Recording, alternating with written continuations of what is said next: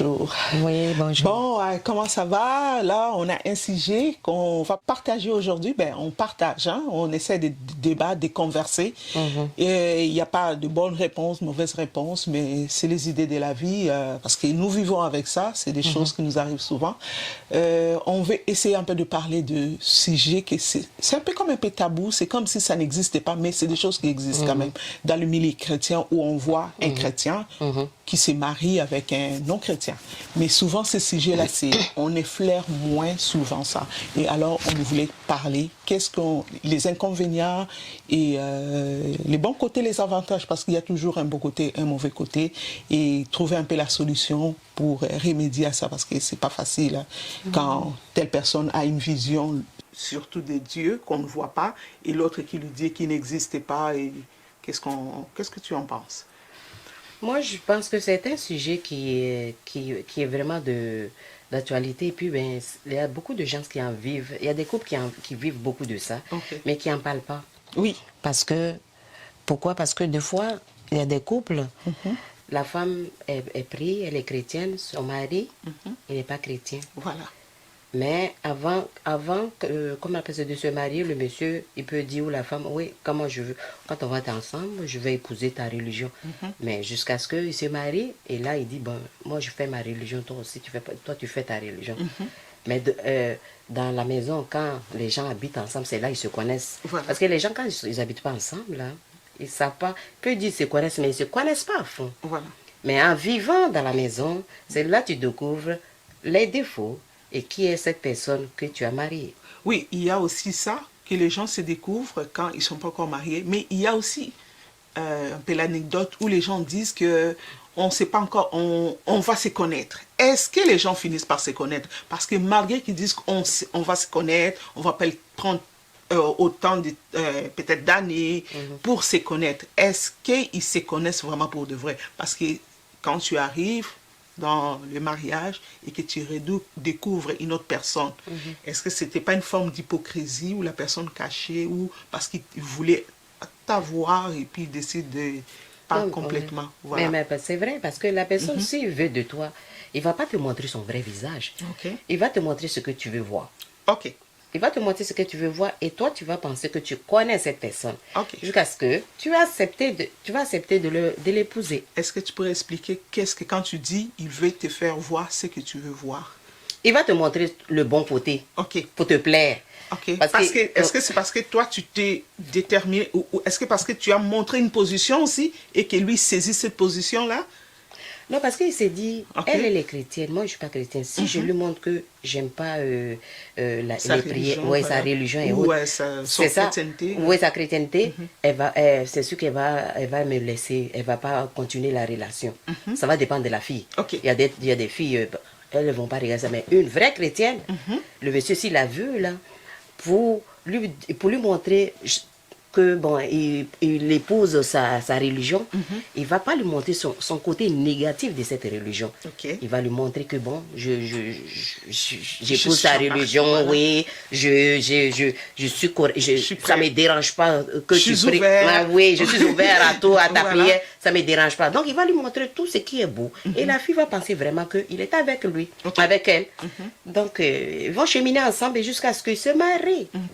Et en étant mariés, ils vont vivre ensemble. Voilà. Là, le monsieur s'est dit, ben, là, je l'ai maintenant, c'est ma femme, c'est ce que je la voulais, je l'ai eue. Et là, maintenant, quand tu vas maintenant commencer à prier, c'est là qu'il va commencer, ce mari que tu pensais qu'il épousait ta religion, il va te montrer que ce que tu fais, il n'aime pas parce qu'en priant, tu vas prier fort. Parce qu'en priant, on prie fort et on chante fort. Des fois, tu mets ta musique et c'est là que tu vas découvrir qu'il n'aime pas tes musiques dans la maison. Et que c'est facile. Et ça va il va commencer à être frustré. Il y a des petites choses banales. Tu peux lui dire bonjour, chérie, croyant que il va te dire des mots. Parce que je connais des gens qui ont vécu ça, là. Et puis, c'était pas facile dans la maison. Là, tu commences à dire, mon Dieu, c'est pas cet homme que j'ai marié. Il disait qu'il aimait ce que je fais. Mais là, c'est pas la même chose. C'est comme tu redécouvres maintenant la vraie personne. La vraie personne. Donc c'est désagréable dans la maison, il y a mauvaise humeur. Voilà. ces personnes-là, cette femme qui est chrétienne, Ok. deux fois, elle doit aller se cacher pour prier. Ah, Ah oui, elle doit aller se cacher pour prier. Oui. Et quand le mari n'est pas là, elle peut crier dans la Comme maison comme elle veut. Elle prie bien son Jésus. voilà. Mais quand il arrive, c'est le silence total. Il faut abaisser, se soumettre à Oui, la volonté. oui, parce que le monsieur n'aime va- pas que tu pries. Et il y a aussi les termes qu'ils ont utilisés, parce que bien qu'ils ne prient pas, mais ils utilisent ces termes, femme soit soumise. Oui, la femme oui, elle est soumise. Oui, c'est pas parce que quand je prie, je suis pas soumise. Voilà. Mais tu as dit que tu épouses ma religion. Ok. Pourquoi? Je fais tout je vais cette femme, elle prépare à manger, elle fait tout, elle est soumise. Mais la religion, ça fait partie de cette personne. Ok. Parce que tu m'as épousée en sachant que j'étais chrétienne. Oui. Donc là, tu ne vas pas me dire maintenant je ne vais pas prier. Donc tu n'étais pas vrai. L'homme n'était pas vrai quand il a dit il m'épousait avec ma religion. À ces moments, qu'est-ce qu'on pourrait conseiller aux femmes quand même? Parce que c'est pas facile. Quand tu tombes en amour, tu tombes en amour de la personne, tu tombes pas de son caractère qui vient ou caché. Parce que c'est la personne, tu as vu la beauté, ou son bon parler, ou ses accoutrements, comment qu'il est. Donc, parce que les femmes aussi, on a toujours des qualités. Quand on voit quelqu'un, je veux qu'il soit beau, grand, et puis c'est pas facile. Hein, parce qu'une fois, ces côtés-là, ça tue quand même l'amour. Et quand ça tue l'amour, la personne voit plus ses côtés, il est beau, charmant, ou c'est des problèmes. Et ça crée, qu'est-ce qu'on pourrait dire? Déjà, même en voulant marier quelqu'un, là, si déjà toi tu te mets, la femme, tu veux épouser cette personne à cause de son physique, ça c'est pas de l'amour.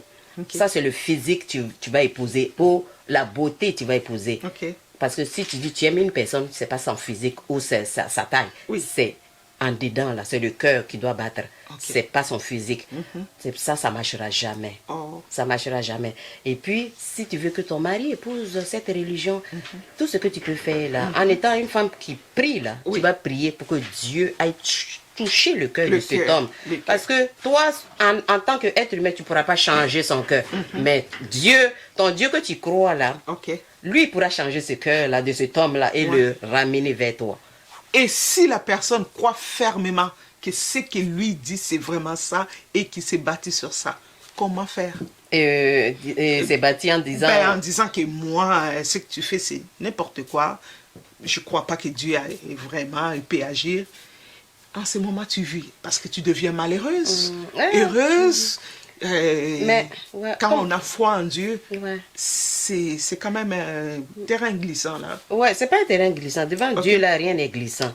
Parce que dans la Bible, je peux te dire un exemple là. Tu peux aller, exemple Esther. Elle a pris 3 jours de jeûne à sec. Elle a prié. Elle est allée toucher le cœur du roi a été touché. Donc, si Esther a fait ça là, moi là, si je vais toucher le cœur de cet homme que j'aime, qui dit qu'il m'aime, mais qui n'aime pas ma religion. Si Dieu a touché le cœur du roi en passant par Esther, je vais faire ça. Parce que je pense qu'il peut aller toucher son cœur aussi.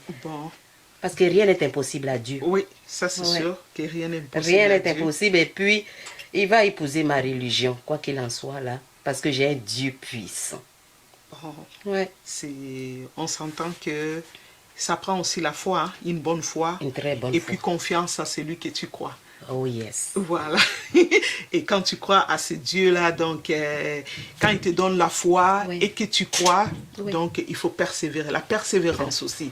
Donc on a toutes les choses. C'est comme si c'est connaître soi-même, aller cultiver quelque chose de nouveau en soi. Ça veut dire voir donc l'appui complètement vers ton Dieu. Oui.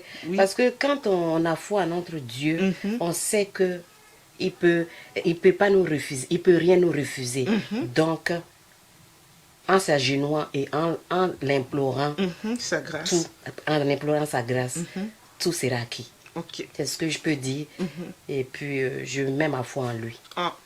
Pour transformer. Que Dieu soit loué, parce que nous comprenons que tout concourt au bien de ceux qui aiment Dieu. Donc, ça prend que la personne aussi qui épouse cette personne ait vraiment foi en Dieu. Parce qu'il y en a d'autres qui, ça peut être correct ou ça peut être aussi, la personne peut basculer de l'autre côté si la personne a plus d'emprise sur elle ou il sait très bien manipuler les mots, jouer avec les mots. Donc on a besoin de la grâce de Dieu ou la faveur pour y arriver. Voilà, donc nous avons fini. La prochaine fois, donc si encore notre sujet, on s'en parlera. Merci. Merci.